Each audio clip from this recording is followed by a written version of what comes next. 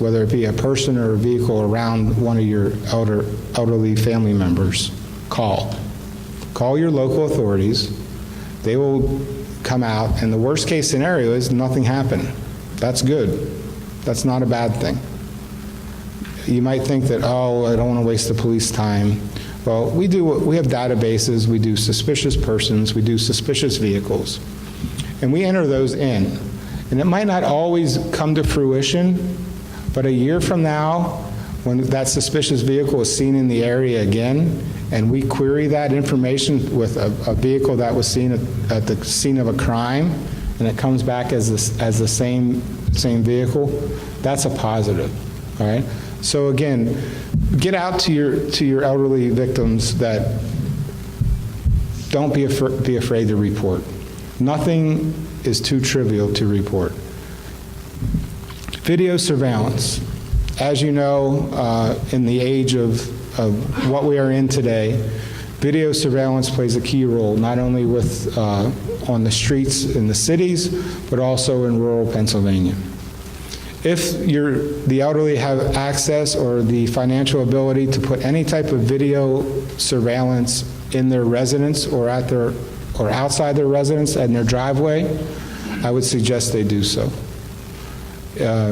Juries today love to see video evidence. They love to see taped statements. They love to see video statements. They don't so much like a written statement anymore.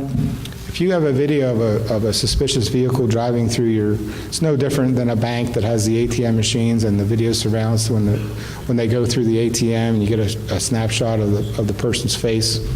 You put that in a residence and set it there, and something happens that gives the law enforcement one step up, and it also gives the victim a little bit of sense of security. Financial institution notification to victims suspected of fraudulent transactions.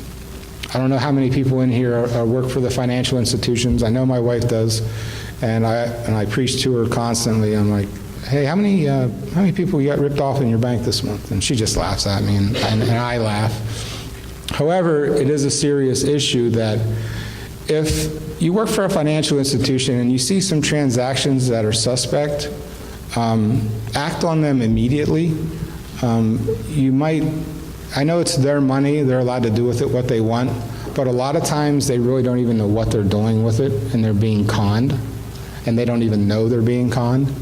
So if you see that elderly victim coming through your drive-through, and she writes a check out, and she has Joe Schmo beside her who you've never seen before, but she's a customer all the time, and it's a check for $2,000 or whatever, question her. Hey, what's this for, Mary? She's either going to tell you or she's not going to tell you. However, if you don't ask the question, you're never going to know. Family and neighborhood notifications. Most